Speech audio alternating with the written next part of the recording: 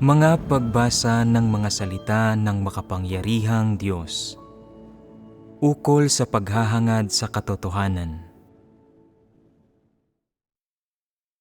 Ang kahulugan ng paghahangad sa katotohanan, 8. Ngayong araw, magpatuloy tayo sa pamamagitan ng pagbabahaginan at pagsusuri sa susunod na pahayag tungkol sa moral na asal na kung hahampasin mo ang iba, huwag mo silang hampasin sa mukha. Kung pupunahin mo ang iba, huwag mong punahin ang mga pagkukulang nila. Naglalarawan ito ng isang pamamaraan ng pakikipag-ugnayan sa iba na ikinintal ni Satanas sa mga tao.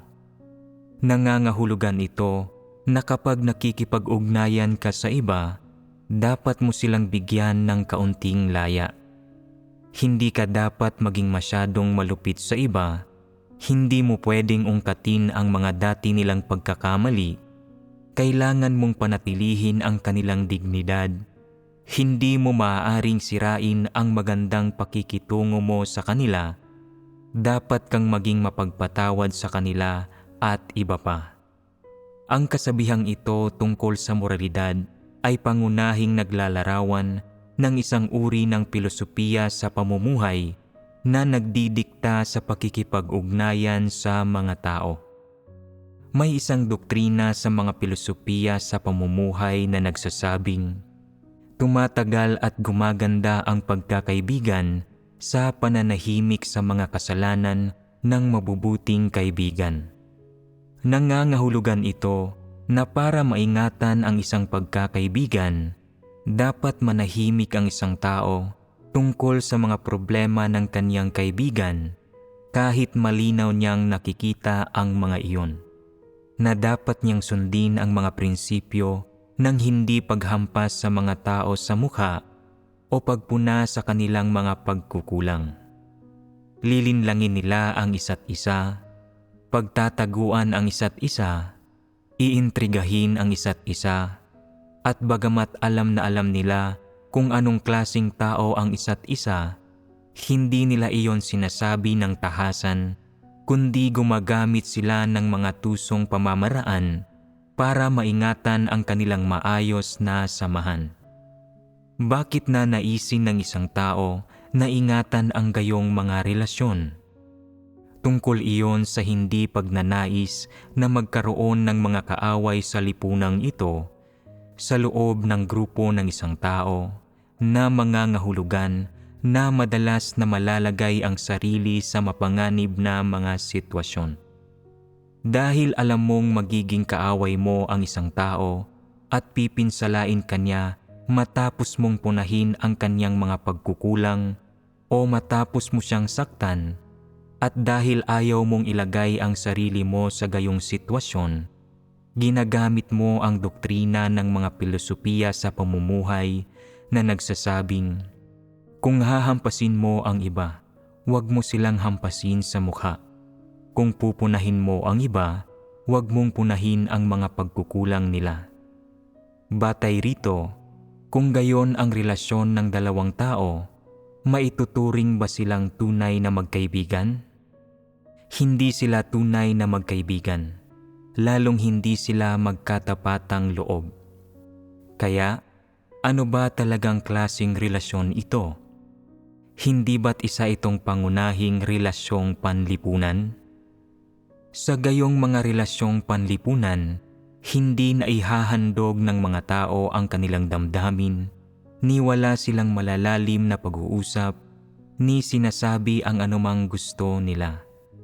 Hindi nila masabi ng malakas ang nasa puso nila o ang mga problemang nakikita nila sa isa't isa o ang mga salitang makakatulong sa isa't isa. Sa halip, pumipili sila ng magagandang bagay na sasabihin para patuloy silang magustuhan ng iba. Hindi sila nangangahas na sabihin ang totoo o itaguyod ang mga prinsipyo dahil baka maging sanhi pa ito para mapuot sa kanila ang iba. Kapag walang sino mang banta sa isang tao, Hindi ba't mamumuhay ang taong iyon nang medyo maginhawa at payapa?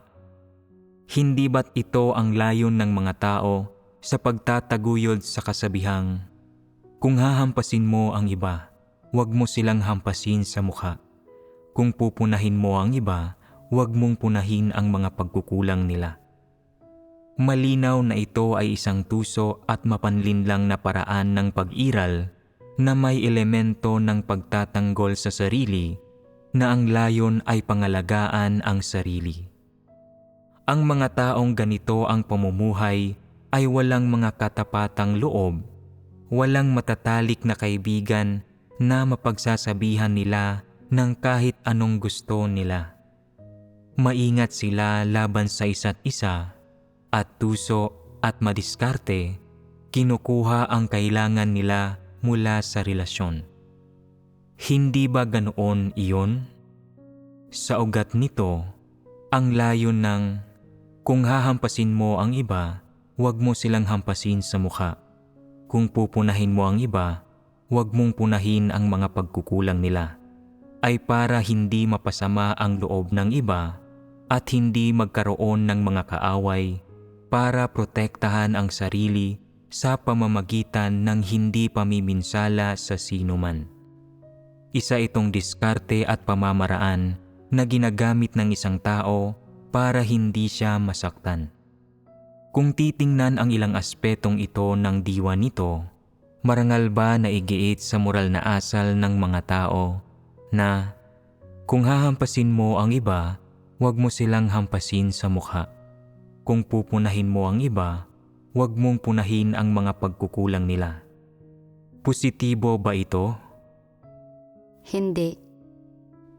Kung gayon, ano ang itinuturo nito sa mga tao?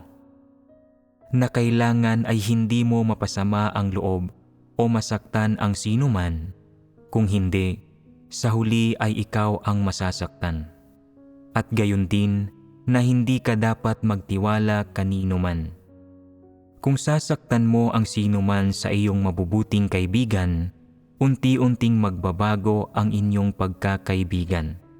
Mula sa pagiging mabuti at matalik mong kaibigan, ay magiging estranghero siya o isang kaaway. Anong mga problema ang malulutas ng pagtuturo sa mga tao na kumilos ng ganito?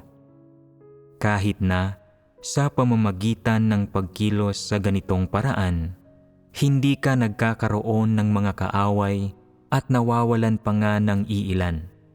Dahil ba dito ay hahangaan at sasang-ayunan ka ng mga tao at palagi kang ituturing na kaibigan? Ganap ba nitong nakakamit ang pamantayan para sa moral na asal? Hindi na ito hihigit pa sa isa lamang pilosopiya sa pamumuhay. Maituturing bang mabuting moral na asal ang pagsunod sa pahayag at kaugaliang ito? Hinding-hindi. Ganito magturo ang ilang magulang sa kanilang mga anak. Kung mabubugbog ang kanilang anak habang nasa labas, sasabihin nila sa anak nila, "Ang lampa mo naman. Bakit hindi ka lumaban? Kung susuntukin ka niya, sipain mo lang siya." Ito ba ang tamang paraan? Ano ang tawag dito? Pang-uudyok ang tawag dito. Ano ang layunin ng pang-uudyok? Ang maiwasan na maging lugi at ang manamantala ng iba. Kung susuntukin ka ng isang tao, sasakit iyon ng ilang araw sa pinakamatagal. Kung pagkatapos ay sisipain mo siya, hindi ba't magiging mas malubha ang mga kalalabasan? At sino ang nakapagsanhi nito? Ang mga magulang, dahil sa kanilang pang-uudyok. Kaya hindi ba't bahagya itong katulad ng kalikasan ng pahayag na kung hahampasin mo ang iba, huwag mo silang hampasin sa mukha. Kung pupunahin mo ang iba, huwag mong punahin ang mga pagkukulang nila. Tama bang kumilos ayon sa pahayag na ito? Hindi. Hindi tama. Kung titingnan ito mula sa anggulong ito, hindi ba't isa itong paraan ng pang-uudyok sa mga tao? Oo, ganoon nga. Tinuturuan ba nito ang mga tao na maging matalino kapag nakikisalamuha sa iba, na matukoy ang pagkakaiba-iba ng mga tao, na makita ng tama ang mga tao at bagay-bagay, at na makisalamuha sa mga tao sa matalinong paraan? Itinuturo ba nito sa iyo na kung makakikilala ka ng mabubuting tao, ng mga taong may pagkatao, dapat mo silang tratuhin ng may sinseridad, bigyan sila ng tulong kung kaya mo, at kung hindi naman, dapat kang maging mapagparaya at tratuhin mo sila ng maayos, matuto kang palampasin ang kanilang mga pagkukulang, pagtiisan ang mga maling pagkaunawa at panghuhusga nila sa iyo, at matuto mula sa kanilang mga kalakasan at mabuting katangian? Iyon ba ang itinuturo nito sa mga tao? Hindi. Kaya, ano ang nagiging resulta ng itinuturo ng kasabihang ito sa mga tao? Ginagawa ba nitong mas matapat ang mga tao o mas mapanlinlang? Nauuwi ito sa pagiging mas mapanlinlang ng mga tao. Lalong napapalayo ang puso ng mga tao sa isa't isa, lumalawak ang distansya sa pagitan ng mga tao, at nagiging komplikado ang relasyon ng mga tao. Katumbas ito ng komplikasyon sa panlipunang relasyon ng mga tao. Nawawala ang tapatang pag-uusap ng mga tao at umuusbong ang maingat na pag-iisip ng mga tao sa isa't isa. Magiging normal pa rin ba ang relasyon ng mga tao sa ganitong paraan? Gaganda ba ang mga pananaw sa lipunan? Hindi. Kaya nga, malinaw na mali ang kasabihang, kung hahampasin mo ang iba, huwag mo silang hampasin sa mukha. Kung pupunahin mo ang iba, huwag mong punahin ang mga pagkukulang nila. Ang pagtuturo sa mga tao na gawin ito ay hindi makatutulong na makapamuhay sila ng isang normal na pagkatao. Bukod pa riyan, hindi nito magagawang malinis, matuwid o prangka ang mga tao. Hinding-hindi ito makapagtatamo ng anumang positibo. Ang kasabihang, kung hahampasin mo ang iba, huwag mo silang hampasin sa mukha. Kung pupunahin mo ang iba, huwag mong punahin ang mga pagkukulang nila, ay tumutukoy sa dalawang kilos. Ang isa ay ang paghampas at ang isa naman ay ang pagpuna. Sa mga normal na pakikisalamuha ng mga tao sa iba, tama ba o mali na hampasin ang isang tao? Ang paghampas ba sa isang tao ay pagpapakita at pag-uugali ng normal na pagkatao sa pakikisalamuha ng isang tao sa iba? Talagang mali na hampasin ang mga tao. Sa mukha man o sa ibang bahagi mo sila hampasin. Kaya, ang pahayag na, kung hahampasin mo ang iba, huwag mo silang hampasin sa mukha, ay likas na mali. Ayon sa kasabihang ito, lumilitaw na hindi tamang hampasin ang isang tao sa mukha, ngunit tama na manghampas sa ibang bahagi, dahil pagkatapos mahampas ang mukha ay namumula, namamaga at napipinsala ito. Nagiging masama at hindi presentable ang hitsura ng tao, at ipinakikita rin nito na masyadong bastos, magaspang at di marangal ang paraan ng pagtrato mo sa mga tao. Kaya, marangal ba na hampasin ang mga tao sa ibang bahagi? Hindi. Hindi rin iyon marangal.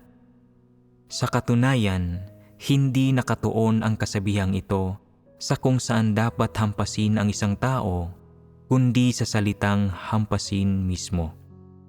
Kapag nakikisalamuha sa iba, kung palagi kang nanghahampas ng iba bilang paraan ng pagharap at pagtugon sa mga problema, mali ang mismong pamamaraan mo. Nagagawa ito Dahil sa pagiging padalos-dalos at hindi ito nakabatay sa konsyensya at katwiran ng pagkatao ng isang tao, at syempre, lalong hindi ito pagsasagawa ng katotohanan o pagsunod sa mga prinsipyo ng katotohanan. May ilang tao na hindi nang aatake ng dangal ng iba kapag kaharap ang mga ito. Maingat sila sa kanilang sinasabi at iniiwasan nilang manghampas ng iba sa mukha, ngunit lagi naman silang gumagawa ng masasamang pakana kapag hindi kaharap ang mga ito. Kinakamayan ang mga ito sa ibabaw ng mesa, ngunit sinisipa naman ang mga ito sa ilalim niyon.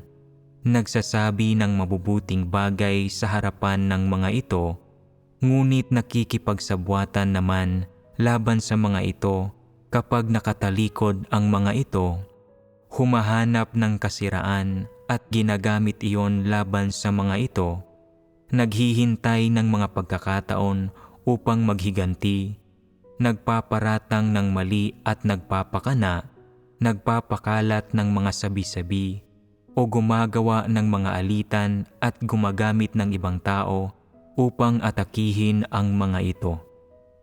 Ano ang higit na ibinuti ng mga mapaminsalang pamamaraang ito kaysa sa paghampas sa isang tao sa mukha?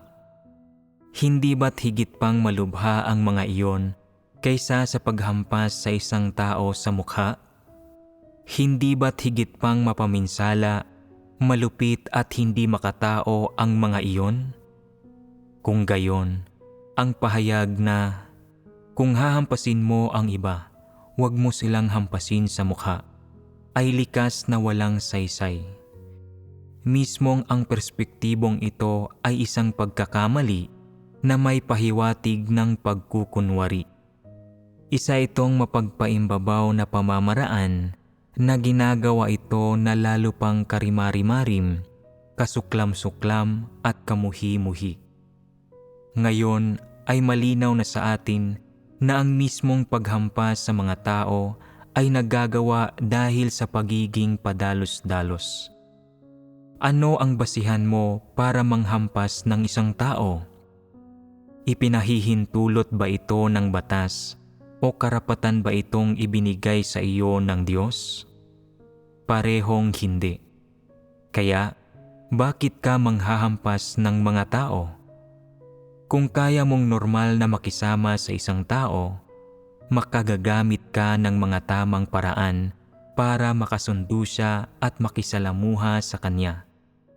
Kung hindi mo siya makasusundo, maaari kayong maghiwalay ng landas nang hindi kinakailangang kumilos ng padalos-dalos o magkasakitan. Sa loob ng saklaw ng konsyensya at katwiran ng pagkatao, isa itong bagay na dapat gawin ng mga tao. Sa sandaling kumilos ka ng padalos-dalos, kahit pa hindi mo hampasin ang tao sa mukha, kundi sa ibang bahagi, isa itong malubhang problema. Hindi ito normal na paraan ng pakikisalamuha. Ganito makisalamuha ang magkakaaway, hindi ang normal na paraan ng pakikisalamuha ng mga tao. Hindi ito katanggap-tanggap na katinuan ng pagkatao.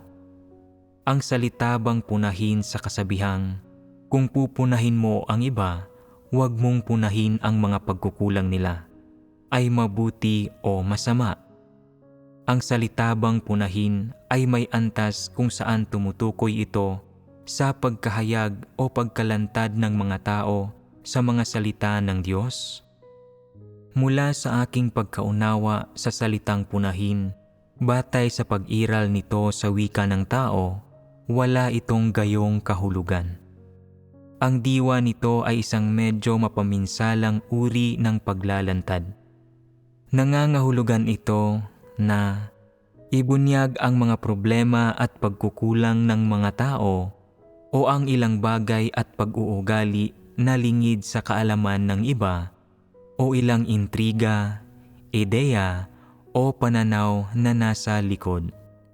Ito ang kahulugan ng salitang punahin sa kasabihang, Kung pupunahin mo ang iba, huwag mong punahin ang mga pagkukulang nila. Kung ang dalawang tao ay magkasundo at magkatapatang loob, na walang mga hadlang sa pagitan nila, at kapwa sila umaasa na maging pakinabang at tulong sa isa't isa, magiging pinakamainam para sa kanila na umupo ng magkatabi at ilantad ang mga problema ng isa't isa ng bukas at taos puso.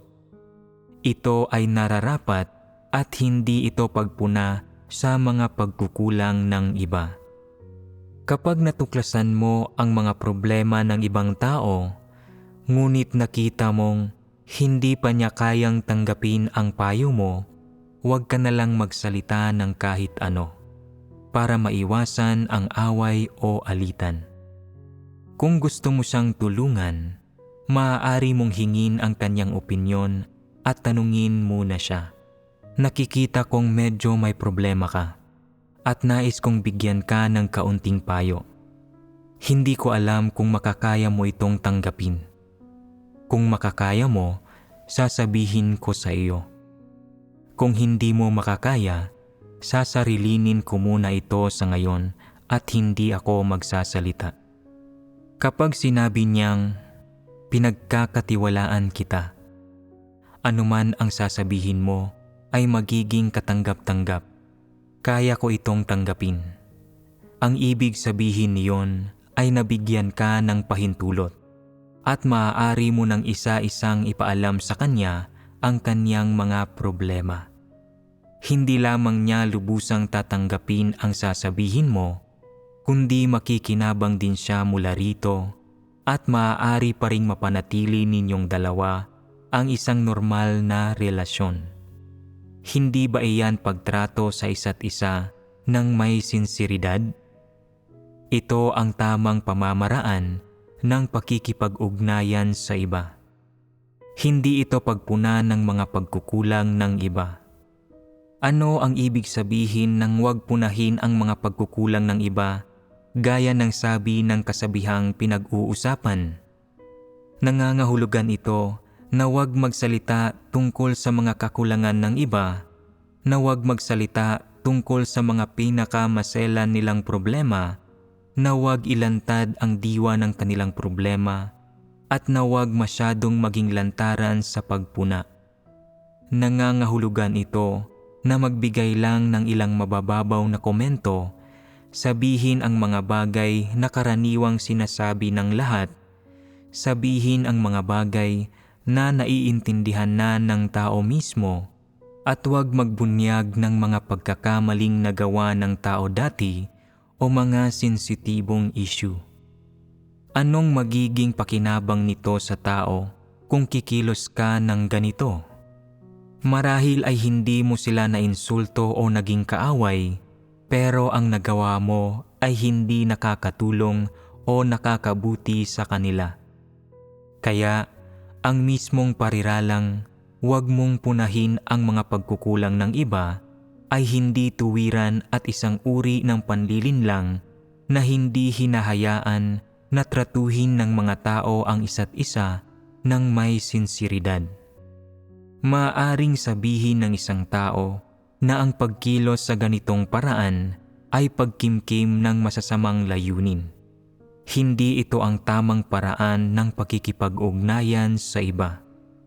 Itinuturing pa nga ng mga hindi mananampalataya ang kung pupunahin mo ang iba, huwag mong punahin ang mga pagkukulang nila bilang isang bagay na dapat gawin ng isang taong may marangal na moralidad.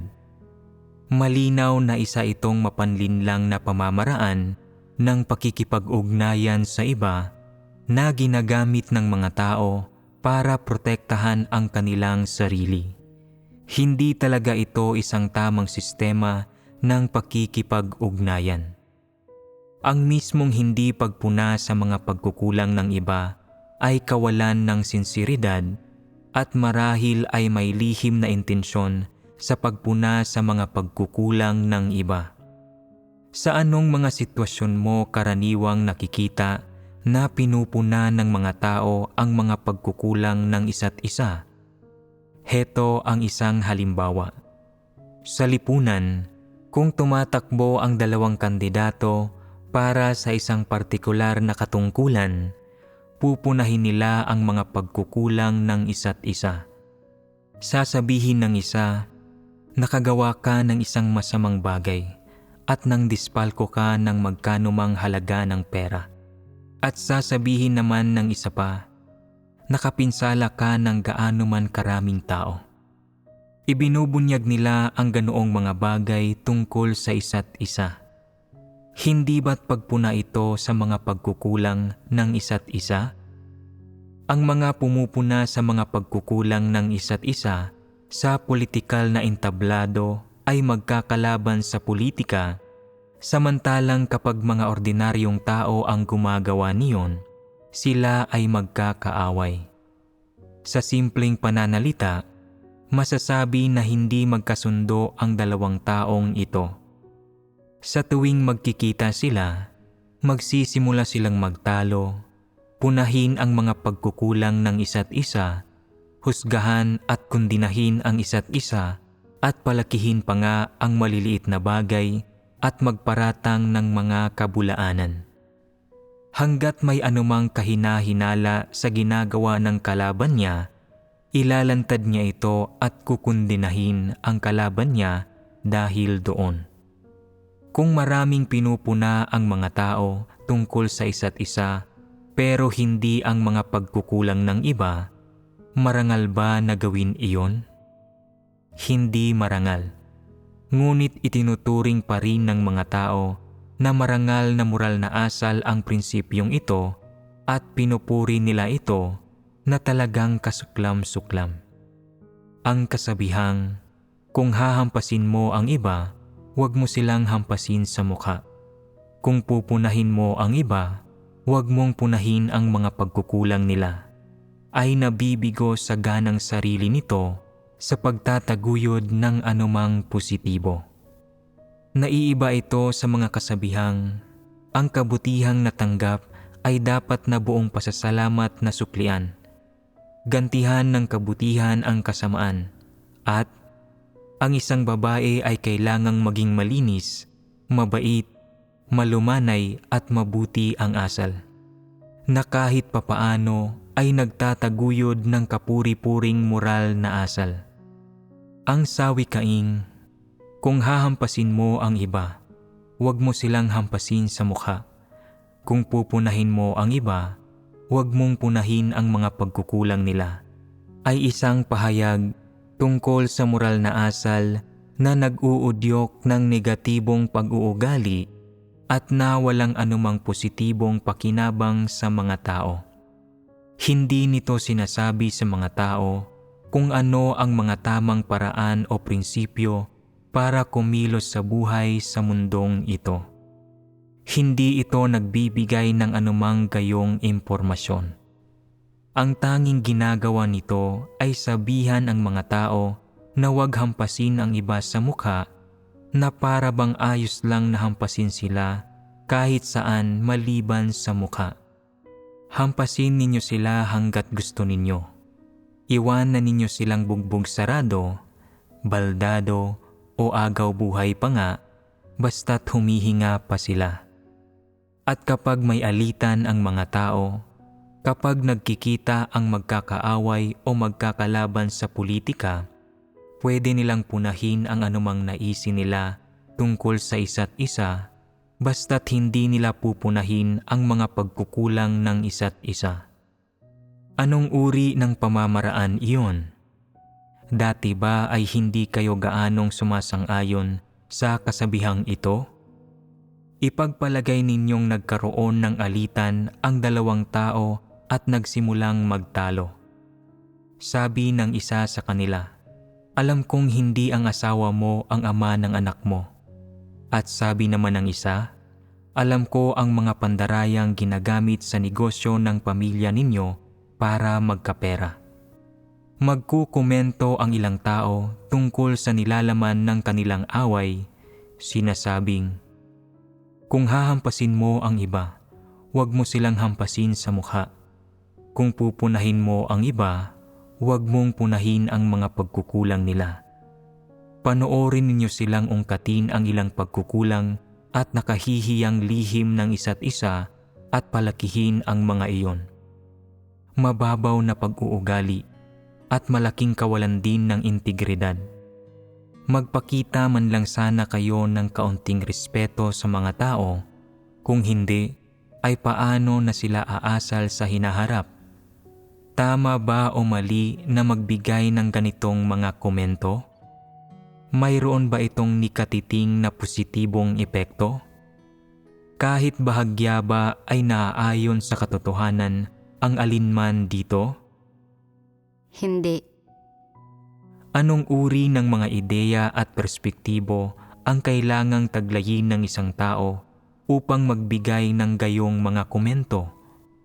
Nagmumula ba ang gayong mga komento sa isang taong may diwa ng pagiging matuwid na nakauunawa sa katotohanan? Hindi. Sa anong batayan nagmumula ang gayong mga komento? Ibinigay ba ang mga iyon dahil lubusan silang naiimpluwensyahan ng ideya ng tradisyonal na kultura na kung hahampasin mo ang iba, huwag mo silang hampasin sa mukha. Kung pupunahin mo ang iba, huwag mong punahin ang mga pagkukulang nila? Ang mga komentong ito ay lubos na nakabatay sa ideya at perspektibong ito sa tradisyonal na kultura. Tungkol sa alitan ng dalawang taong pinag-usapan natin, kung titingnan ninyo ang bagay na ito mula sa perspektibo ng isang taong sumasampalataya sa Diyos, paano ito dapat harapin alinsunod sa mga salita ng Diyos at gamit ang katotohanan bilang pamantayan? Hindi ba't isa itong bagay na dapat pagnilayan ng mga tao? Isa itong bagay na dapat ninyong pagnilayan. Ano ang mga prinsipyo na dapat sundin ng mga mananampalataya? Kailangan nilang tingnan ang mga tao at bagay at umasal at kumilos sila ng ganap na ayon sa mga salita ng Diyos na ang kanilang pamantayan ay ang katotohanan. Kung magkakaroon ng alitan sa pagitan ng mga kapatid, kailangan nilang maging mapagparaya at mapagpasensya sa isa't isa at tratuhin ang isa't isa ng may pagmamahal. Kailangan muna nilang magnilay-nilay at magtamo ng kamalayan sa sarili, pagkatapos ay lutasin ang problema alinsunod sa mga salita ng Diyos at sa katotohanan nang makilala nila ang mga sarili nilang pagkakamali at matalikdan nila ang laman at matrato ang iba alinsunod sa mga prinsipyo ng katotohanan. Sa ganitong paraan, malulutas nila ang problema sa pinakaugat nito. Dapat kayong magtamo ng lubos na pagkaunawa sa problemang ito. Ang kasabihang, kung hahampasin mo ang iba, huwag mo silang hampasin sa mukha. Kung pupunahin mo ang iba, huwag mong punahin ang mga pagkukulang nila, ay hindi isang pamantayan sa pagsukat ng pagkatao, kundi isa lamang batayang pilosopiya sa pamumuhay, isa na hindi talaga makalilimita sa tiwaling pag-uugali ng mga tao. Talagang walang saysay ang kasabihang ito at hindi kinakailangang sundin ng mga mananampalataya ang gayong panuntunan. Dapat na makisalamuha ang mga tao sa isa't isa alinsunod sa mga salita ng Diyos at sa mga prinsipyo ng katotohanan. Ang mga iyon ang dapat na sundin ng mga mananampalataya. Kung sumasampalataya ang mga tao sa Diyos, ngunit naniniwala pa rin sa mga tradisyonal na kultural na pananaw at satanikong pilosopiya at gumagamit ng mga ideya ng tradisyonal na kultura na tulad ng kung hahampasin mo ang iba, huwag mo silang hampasin sa mukha. Kung pupunahin mo ang iba, huwag mong punahin ang mga pagkukulang nila. Upang sukatin ang mga tao at limitahan ang iba, o upang magpataw ng mga kahilingan sa kanilang mga sarili, katawa-tawa at hibang sila, at sila ay mga walang pananampalataya. Ang kasabihang, kung hahampasin mo ang iba, huwag mo silang hampasin sa mukha. Kung pupunahin mo ang iba, huwag mong punahin ang mga pagkukulang nila, ay isang satanikong pilosopiya para sa pakikisalamuha sa mga kaibigan ng isang tao na hindi makalulutas ng mahahalagang pinag-uugatang problema ng mga ugnayan sa pagitan ng mga tao. Sa makatuwid, ang kasabihang ito ay isang napakababaw na panuntunan, isang napakababaw na pilosopiya sa pamumuhay.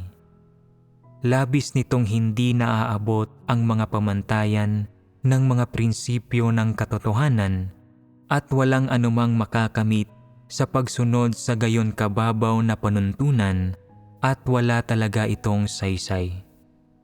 Makatarungan bang sabihin ito? Oo, makatarungan. Kapag nagkakaroon ng alitan sa pagitan ng mga kapatid, ano ba ang dapat na maging prinsipyo sa pagtingin at paglutas dito? Ito ba ay ang sundin ang mga panuntunan ng tradisyonal na kultura o ang gamitin ang mga salita ng Diyos at ang katotohanan bilang prinsipyo? Sabihin ninyo sa akin ang inyong pananaw. Una sa lahat, dapat nating suriin at malaman ang kalikasan ng kanilang alitan at ang mga padalos-dalos nilang paratang laban sa isa't isa alinsunod sa mga salita ng Diyos, nang kinikilala na ang mga ito ay mga pagpapakita ng mga tiwaling disposisyon. Pagkatapos, dapat tayong magbahagi sa kanila tungkol sa nauugnay na landas ng pagsasagawa. Dapat nilang tratuhin ang isa't isa ng may pagmamahal. Dapat silang magtaglay ng konsiyensya at katwiran, at ang kanilang sinasabi at ginagawa ay dapat na makabuti sa kabilang panig sa halip na makasakit dito. Kung ang kabilang panig ay may mga kakulangan o nakagawa ng mga pagkakamali, dapat nila itong harapin ng tama sa pamamagitan ng pagtulong kung kaya nila, sa halip na atakihin, husgahan o kondenahin ito. Isa itong uri ng pagtulong sa mga tao. Kaya, ano ang maaaring sabihin upang matulungan sila at malutas ang kanilang alitan? Nagtatalo sila sa loob ng iglesia, at ito mismo ay hindi karapat-dapat sa mga banal at hindi naaayon sa mga hinihingi ng Diyos. Kaya pwede tayong magbahagi sa kanila sa pamamagitan ng pagsasabi na, kapag natuklasan ninyong may mga problema ang isang tao, tumulong kayo kung kaya ninyo. Kung hindi kayo makatutulong, hindi kinakailangang makipagtalo, kung hindi ay magugulo nito ang buhay ng iglesia, at kung magpapatuloy kayo sa kabila ng paulit-ulit na pagpapayo, tutugunan ito ng iglesia alinsunod sa mga atas administratibo nito. Mukhang alam na ninyong lahat kung paano pakikitunguhan ang mga taong nanggugulo sa buhay ng iglesia alinsunod sa mga prinsipyo, ngunit hindi pa rin ninyo gaanong alam kung paano haharapin ang mga alitan sa pagitan ng mga tao o kung alin sa mga salita ng Diyos ang dapat gamitin para harapin ang mga iyon. Hindi pa rin ninyo alam kung paano gagamitin ang mga salita ng Diyos at ang mga prinsipyo ng katotohanan upang lumutas ng mga problema. Sa bagay na ito, ano ang mga problemang mayroon mismo ang bawat partido? Pareho ba silang mayroong mga tiwaling disposisyon? Oo. Yamang pareho silang mayroong mga tiwaling disposisyon, tingnan ninyo kung ano ang mga tiwaling disposisyong ipinakita ng bawat tao noong maganap ang alitan at kung ano ang mga pinagmumulan niyon. Tukuyin ninyo ang mga naipakitang tiwaling disposisyon at pagkatapos ay gamitin ang mga salita ng Diyos upang ilantad at suriin ang mga iyon, upang pareho silang bumalik sa harap ng Diyos at magtamo ng kamalayan sa sarili alinsunod sa mga salita ng Diyos. Kaya, ano-ano ang mga pangunahing bagay na dapat ninyong ibahagi sa kanila? Maaari mong sabihin ang katulad nito. Kung kinikilala ninyong dalawa na mga tagasunod kayo ng Diyos, huwag kayong magtalo, dahil hindi makalulutas ng mga problema ang mga pagtatalo. Huwag ninyong tratuhin ng ganyan ang mga taong sumasampalataya at sumusunod sa Diyos, at huwag ninyong tratuhin ang mga kapatid tulad ng pagtrato ng mga hindi mananampalataya sa mga tao. Ang paggawa niyon ay hindi alinsunod sa kalooban ng Diyos. Paano hinihingi ng Diyos na tratuhin ng mga tao ang iba? Napakalinaw ng mga salita ng Diyos. Maging mapagpatawad, mapagparaya at mapagpasensya, at mahalin ninyo ang isa't isa. Kung nakikita mo na may malulubhang problema ang taong iyan at hindi ka nasisiyahan sa nagawa niya, dapat kang magbahagi tungkol dito sa isang makatwiran at epektibong paraan ng may mapagpatawad, mapagparaya at mapagpasensyang saloobin. Mas makabubuti kung matatanggap ito ng taong iyon at matatanggap niya ito mula sa Diyos. Kung hindi niya magagawa iyon, natupad mo pa rin ang responsibilidad mo at hindi mo kailangang maglunsad ng mga padalos-dalos na atake laban sa kanya. Kapag nagtatalo ang magkakapatid at pinupuna nila ang mga pagkukulang ng isa't isa, pag-uugali iyon na hindi karapat-dapat sa mga banal at hindi ito nakaayon sa kalooban ng Diyos. Hindi dapat ganoon ang asal ng mga mananampalataya. At para naman sa taong pinararatangan, kahit na sa palagay mo ay kumilos ka ng makatwiran at hindi ka dapat punahin ng taong iyon, kahit gayon pa, dapat mong bitiwan ang mga personal mong pagkiling at harapin ang problema at ang mga paratang ng kabilang partido ng mahinahon at bukas loob. Hinding-hindi ka dapat lumaban ng padalos-dalos. Kung pareho kayong magiging padalos-dalos at hindi ninyo mapipigilan ang inyong mga sarili, dapat kayong magsimula sa pamamagitan ng pag-alis sa sitwasyong iyon. Kumalma kayo at huwag na ninyong ipagpatuloy na harapin ang problemang iyon upang hindi kayo mahulog sa patibong ni Satanas at matukso ni Satanas. Maaari kayong magdasal ng sarilinan, humarap sa Diyos upang hingin ang Kaniyang tulong at pagsikapang gamitin ang mga salita ng Diyos upang lutasin ang inyong mga problema. Kapag pareho na ninyong kayang kumalma at tratuhin ang isa't isa ng mahinahon at makatwiran, nang hindi kumikilos o nagsasalita ng padalos-dalos, maaari na kayong magsama para magbahaginan tungkol sa mga pinagtatalunang problema hanggang sa magkasundo kayo, magkaisa sa mga salita ng Diyos at magkamit ng solusyon sa problema. Hindi ba't angkop na sabihin iyon? Ang katunayan, kapag nagtatalo ang dalawang tao, pareho silang nagpapakita ng mga tiwaling disposisyon at pareho silang nagpapakita ng pagiging padalos-dalos. Pawang satanikong pag-uugali iyon. Wala sa kanila ang tama o mali at wala sa pag-uugali ng dalawa ang naaayon sa katotohanan.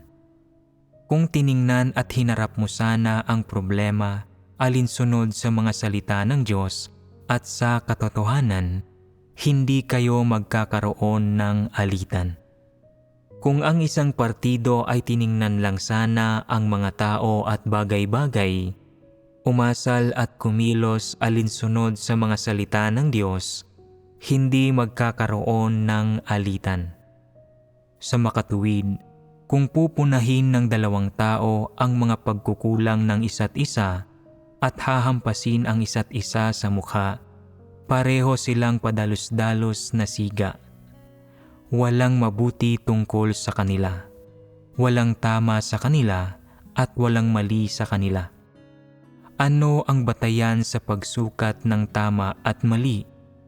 Nakasalalay ito sa perspektibo at paninindigang gagamitin mo ukol sa bagay na ito, kung ano ang mga motibo mo, kung taglay mo ba ang batayan ng mga salita ng Diyos, at kung ang ginagawa mo ba ay naaayon sa katotohanan.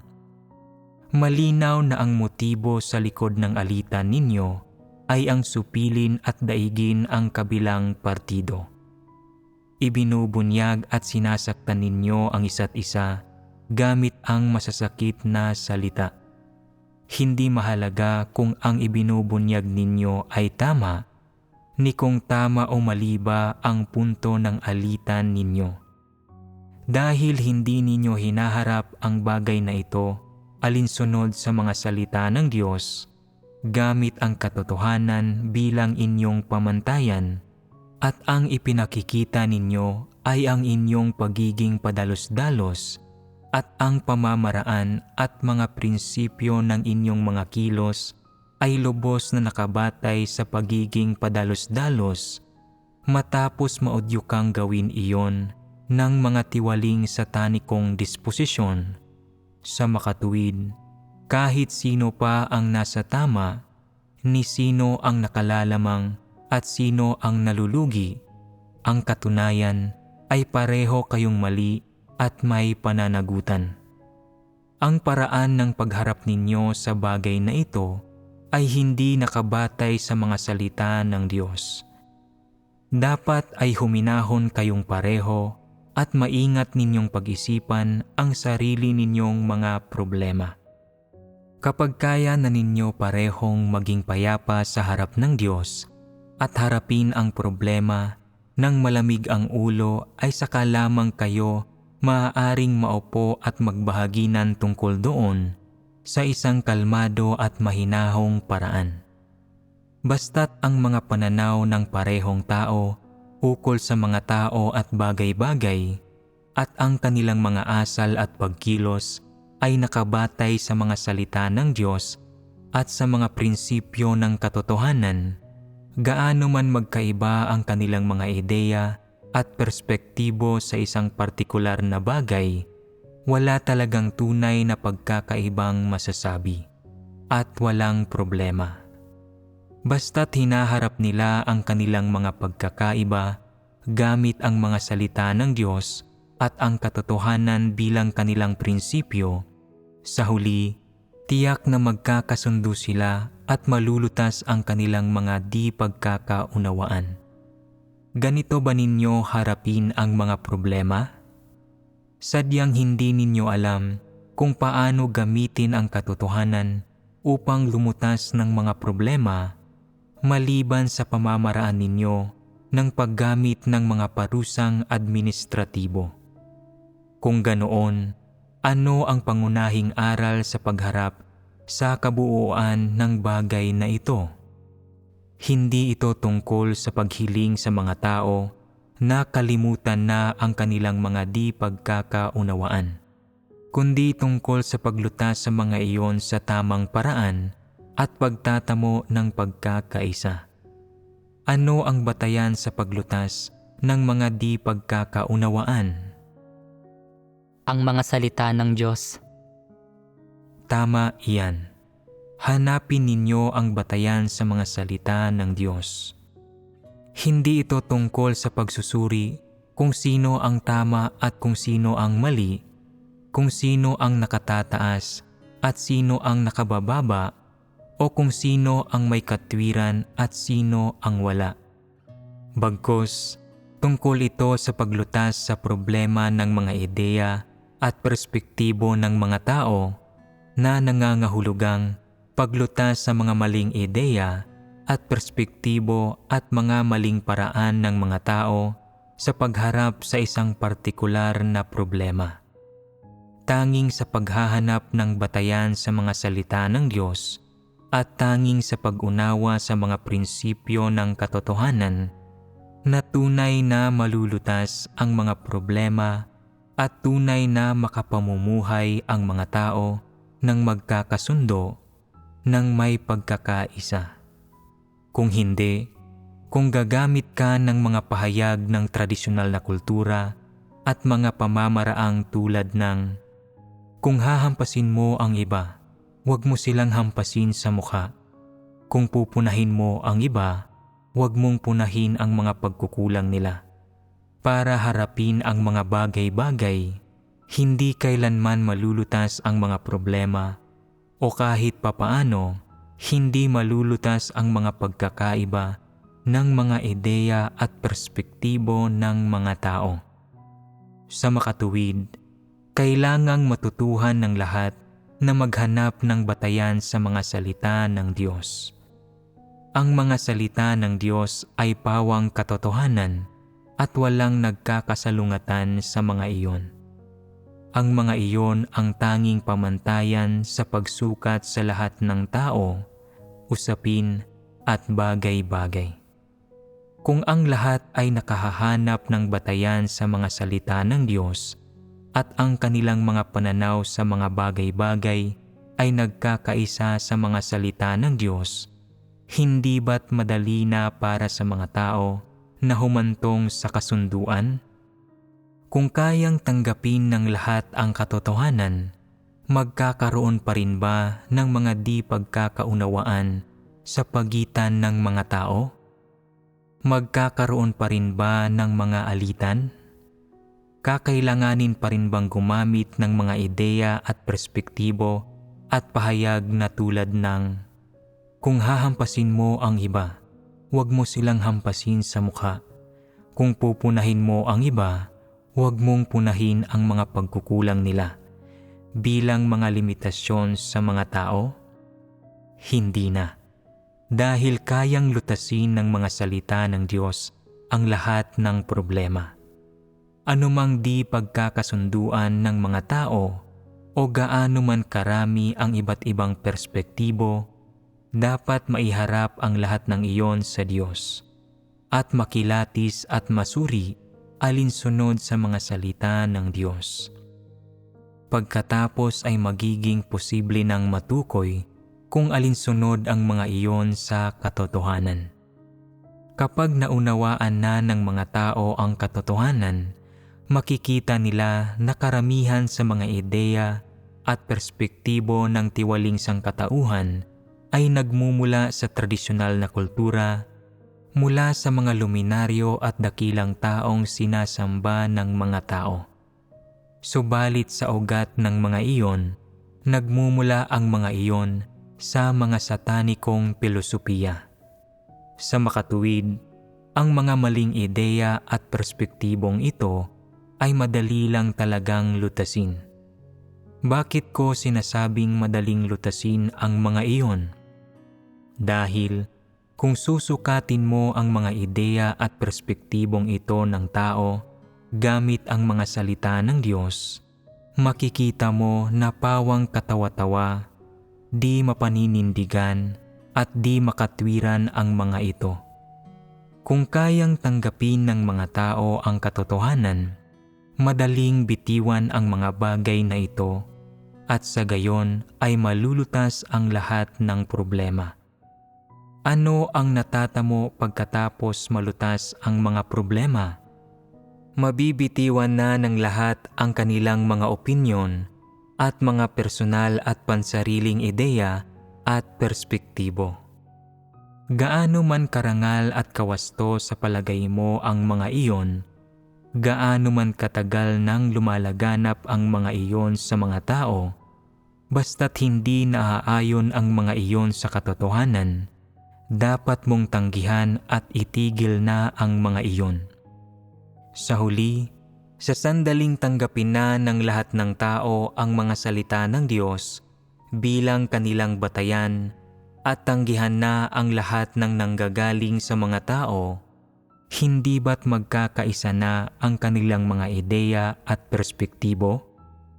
Kapag pawang nagkakaisa na ang mga ideya at perspektibong tumutukoy sa mga pananaw ng mga tao, ukol sa mga tao at bagay-bagay, pati na ang kanilang asal at mga kilos, ano pa ang mga magiging di pagkakaunawaan sa pagitan ng mga tao? Pinakamalaki na magkakaroon ng kaunting pagkakaiba sa pagkain at paraan ng pamumuhay. Ngunit pagdating sa mga bagay na may kinalaman talaga sa mga tiwaling disposisyon ng mga tao, sa landas na kanilang tinatahak at sa diwa ng sangkatauhan, kung tatanggapin ng lahat ng tao ang mga salita ng Diyos bilang ang kanilang batayan at ang katotohanan bilang ang kanilang pamantayan, magkakasundo-sundo sila. Hindi mahalaga kung ikaw ay taga-silangan o taga-kanluran, matanda o bata, lalaki o babae, o kung isa kang intelektual, isang manggagawa o isang magsasaka. Basta't kaya mong makisalamuha sa iba alinsunod sa mga salita ng Diyos at sa katotohanan, magkakaroon pa rin ba ng mga pag-aaway at alitan sa pagitan ng mga tao? Hindi na. Kaya, maipapanukala pa rin ba ang mga pambatang utos tulad ng, kung hahampasin mo ang iba, huwag mo silang hampasin sa mukha. Kung pupunahin mo ang iba, huwag mong punahin ang mga pagkukulang nila. Bilang solusyon sa mga alitan ng mga tao? Maaari pa rin ba ang mga iyong maging mga salawikaing susundin ng mga tao sa mga pakikisalamuhan nila sa isa't isa? Ang gayong mabababaw na panuntunan ay walang halaga sa sangkatauhan at hindi maaapektuhan ng mga iyon ang mga pananaw ng mga tao ukol sa mga tao at bagay-bagay, pati na ang kanilang asal at mga kilos sa kanilang pang-araw-araw na buhay. Pag-isipan mo, hindi ba't ganoon nga? Dahil talagang napakalayo ng mga iyon sa katotohanan at walang anumang epekto sa mga pananaw ng mga tao ukol sa mga tao at bagay-bagay o sa kanilang asal at mga kilos, dapat nang itakwil ang mga iyon sa wakas. Kung titingnan ang pinagbahaginan natin sa itaas, hindi ba't masasabi ng may katiyakan na ang mga salita ng Diyos at ang katotohanan ang pamantayan kung saan masusukat ang lahat ng tao, pangyayari at bagay-bagay, at na ang tradisyonal na kultura at mga moral na kasulatan ng sangkatauhan ay di mapaninindigan at walang halaga sa harap ng mga salita ng Diyos at ng katotohanan? Tungkol naman doon sa marangal na moral na utos na, kung hahampasin mo ang iba, huwag mo silang hampasin sa mukha. Kung pupunahin mo ang iba, huwag mong punahin ang mga pagkukulang nila. Na iginagalang ng sangkatauhan, anong uri ng pananaw at perspektibo ang dapat gamitin ng mga tao para tingnan ito ngayon?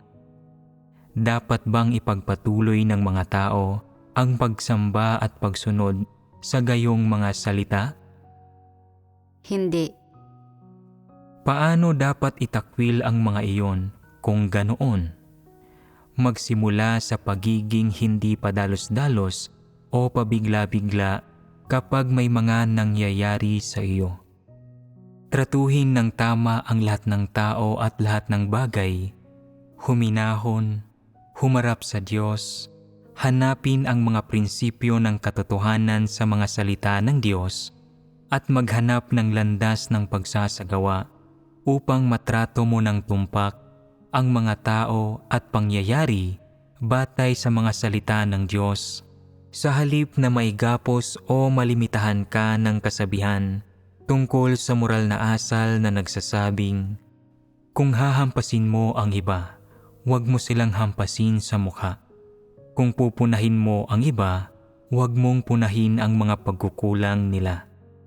Hindi ba't magiging mas madali at mas kagalak-galak para sa iyo ang pamumuhay ng ganoon? Kung hindi tatanggapin ng mga tao ang katotohanan, imposible para sa kanila na makawala sa pagpipigil ng mga tiwaling disposisyon at mahirap para sa kanila na makisalamuha sa iba sa grupong kinabibilangan nila. Maaaring may tao na hindi mo inaapi, ngunit gusto kanyang apihin. Gusto mong makasundo ang isang tao, ngunit palagi siyang nagdudulot ng problema sa iyo.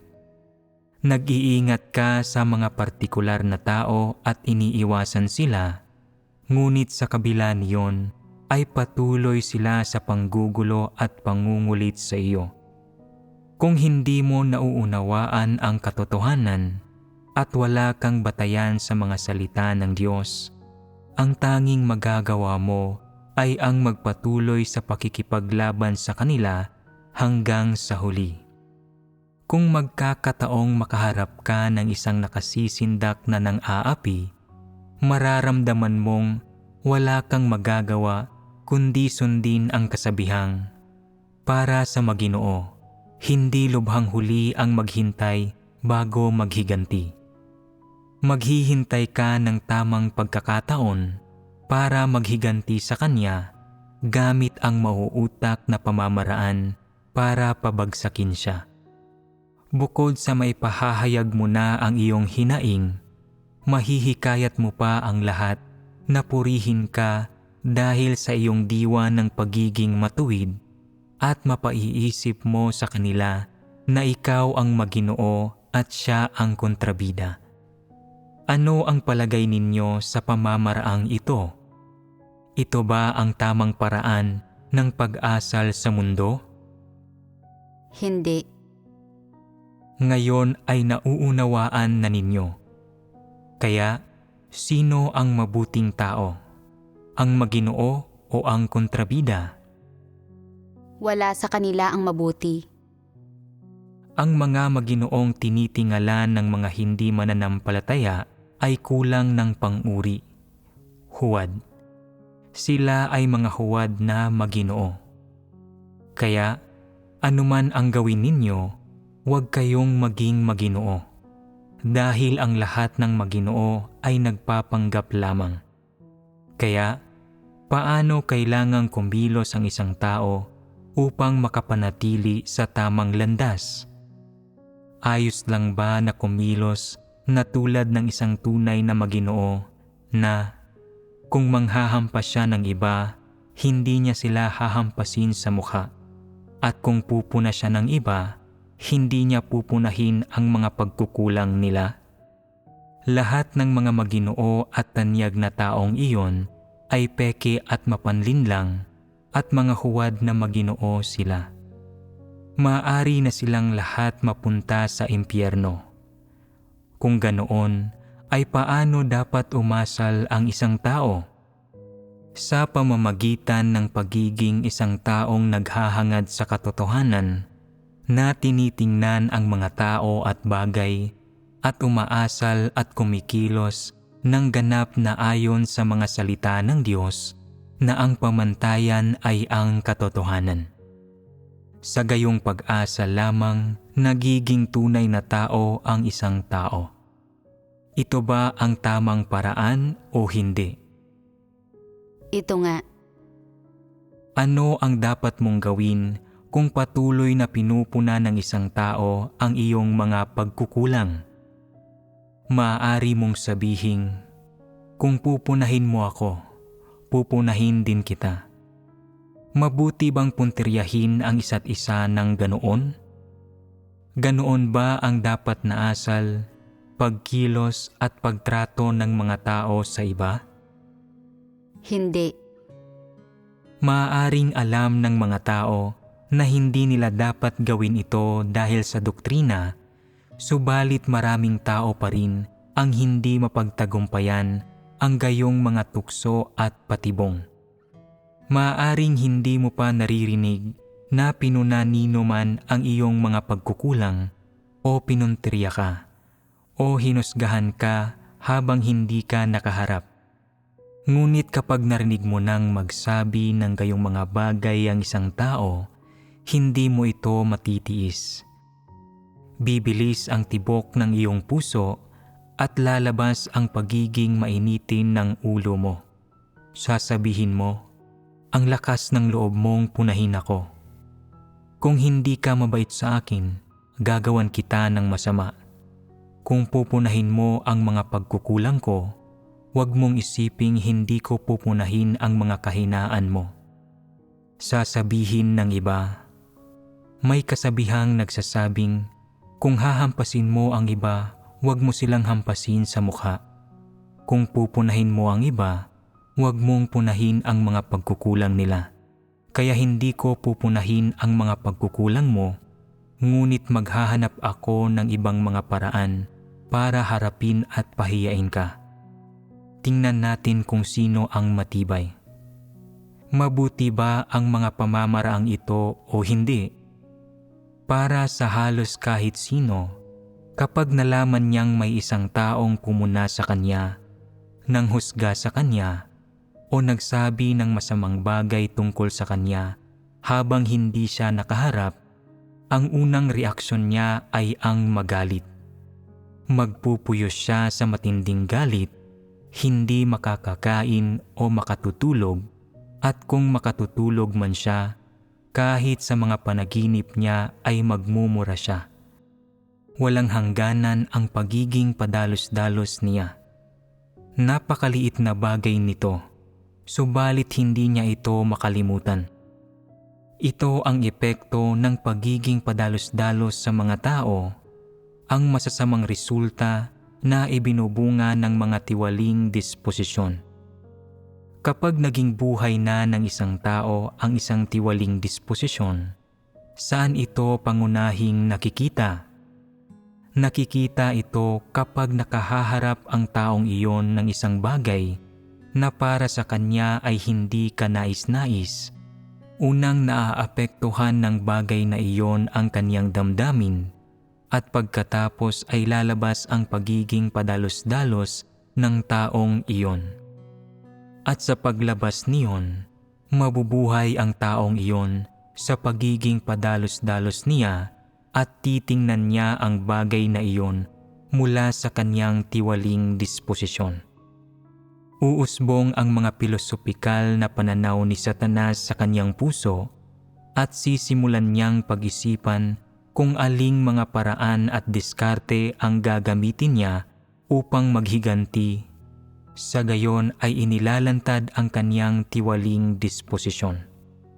Ang mga ideya at perspektibo ng mga tao sa pagharap sa mga problemang tulad nito at ang mga paraan at diskarteng naiisip nila at pati na ang mga damdamin at pagiging padalos-dalos nila ay nagmumulang lahat sa mga tiwaling disposisyon. Kaya, ano ang mga tiwaling disposisyong lumalabas sa pagkakataong ito? Ang una ay tiyak na masamang hangarin, sinusundan ng pagmamataas, panlilinlang, kasamaan, pagmamatigas, pag-ayaw sa katotohanan at pagkapuot sa katotohanan. Sa mga tiwaling disposisyong ito, maaaring ang pagmamataas ang pinakahindi maimpluwensya. Ano kung ganoon ang mga tiwaling disposisyon na pinakakayang mangibabaw sa mga damdamin at kaisipan ng isang tao at ang tumutukoy kung paano niya haharapin ang bagay na ito sa huli? Ang mga iyon ay ang masamang hangarin, pagmamatigas, pag-ayaw sa katotohanan at pagkapuot sa katotohanan. Napakahigpit na iginagapos ng mga tiwaling disposisyong ito ang isang tao at malinaw na nabubuhay siya sa lambat ni Satanas.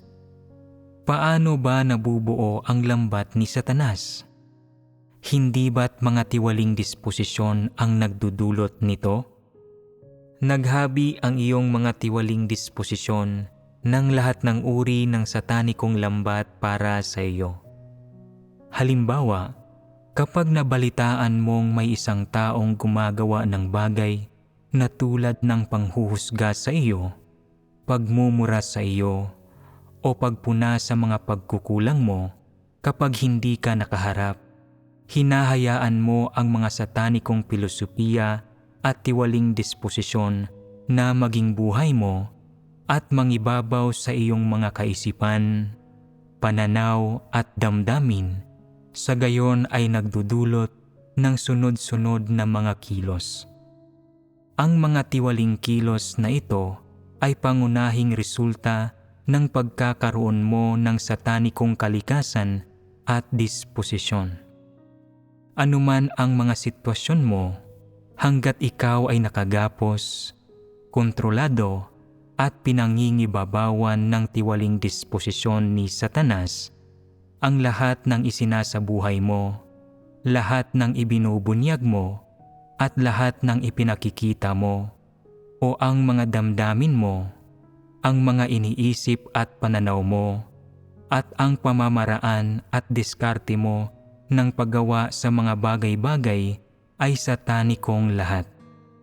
Ang lahat ng ito ay lumalabag sa katotohanan at laban sa mga salita ng Diyos at sa katotohanan. Habang mas napapalayo ka sa salita ng Diyos at sa katotohanan, mas lalo kang kontrolado at nasisilo ng lambat ni Satanas. Kung sa halip, kaya mong makawala sa mga gapos at kontrol ng iyong mga tiwaling disposisyon at tumalikod sa mga iyon, humarap sa Diyos, at kumilos at lumutas ng mga problema gamit ang mga pamamaraan at prinsipyong sinasabi sa iyo ng mga salita ng Diyos, unti-unti kang makakawala sa lambat ni Satanas. Pagkatapos makawala, ang isa sa buhay mo pagkatapos ay hindi na ang dati paring wangis ng isang satanikong taong kontrolado ng kanyang mga tiwaling disposisyon, kundi ng isang bagong taong tinatanggap ang mga salita ng Diyos bilang kanyang buhay. Magbabago ang buong paraan ng pamumuhay mo. Ngunit kung padadaig ka sa mga damdamin, kaisipan, pananaw at kaugaliang idinudulot ng mga satanikong disposisyon, susunod ka sa isang kalipunan ng satanikong filosofiya at iba't ibang pamamaraan tulad ng kung hahampasin mo ang iba, huwag mo silang hampasin sa mukha. Kung pupunahin mo ang iba, huwag mong punahin ang mga pagkukulang nila. Para sa Maginoo, hindi lubhang huli ang maghintay bago maghiganti. Mas mabuti nang maging tunay na kontrabida kaysa huwad na Maginoo. Hindi lalaki ang hindi naghihiganti.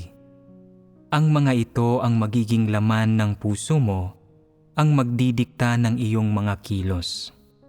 Kung gagamitin mo ang mga satanikong pilosopiyang ito bilang batayan ng iyong mga kilos, magbabago ang kalikasan ng iyong mga kilos at gagawa ka ng kasamaan at lalaban sa Diyos. Kung gagamitin mo ang mga negatibong kaisipan at perspektibong ito bilang batayan para sa iyong mga kilos, malinaw na napalayo ka na sa mga turo at salita ng Diyos at nahulog ka na sa lambat ni Satanas at hindi ka na makawala. Sa halos buong pang-araw-araw na buhay ninyo ay nabubuhay kayo sa gitna ng mga satanikong disposisyon. Nabubuhay kayo sa lambat ni Satanas. Ang ugat ng paghihirap ng mga tao ay dahil kontrolado sila ng kanilang mga satanikong disposisyon hanggang sa puntong hindi na sila makawala. Nabubuhay sila sa kasalanan at nagdurusa kahit ano pa ang gawin nila. Naghihirap ka kahit panatalo mo na ang iyong kalaban dahil hindi mo alam kung sino ang susunod na kaaway na haharapin mo ni kung matatalo mo ito sa parehong paraan. Natatakot at nahihirapan ka. At paano naman ang taong natalo? Siyempre, nahihirapan din siya. Matapos maapi, pakiramdam niya ay wala na siyang dignidad o integridad sa buhay. Mahirap tanggapin ang maapi, kaya palagi siyang naghihintay ng angkop na sandali para umatake at naghahanap ng pagkakataong makaganti. Mata sa mata at ngipin sa ngipin upang parusahan ang kalaban niya. Ang gayong pag-iisip ay pagpapahirap din. Sa maikling salita, ang taong gumaganti at ang taong ginagantihan ay parehong nabubuhay sa lambat ni Satanas, palaging gumagawa ng kasamaan, palaging naghahanap ng mga paraan upang makaalis sa mapanganib nilang sitwasyon, at habang ginagawa iyon ay nagnanais na makahanap ng kapayapaan, kaligayahan at kapanatagan. Sa isang banda, ang mga tao ay kontrolado ng mga tiwaling disposisyon at namumuhay sa lambat ni Satanas, ginagamit ang iba't ibang pamamaraan, kaisipan at perspektibong ibinigay sa kanila ni Satanas para lutasin ang mga isyong nangyayari sa paligid nila. Sa kabilang banda, umaasa pa rin ang mga tao na matamo ang kapayapaan at kaligayahan mula sa Diyos. Gayunpaman, dahil palagi silang iginagapos ng tiwaling disposisyon ni Satanas at nakakulong sa lambat nito na hindi magawang kusang lumaban upang matalikdan ito at makalabas dito, at dahil napapalayo sila sa salita ng Diyos at sa mga prinsipyo ng katotohanan, hindi kailanman nakakamit ng mga tao ang kaginhawahan, kasiyahan, kapayapaan at kaligayahang nagmumula sa Diyos. Sa anong kalagayan namumuhay ang mga tao sa huli?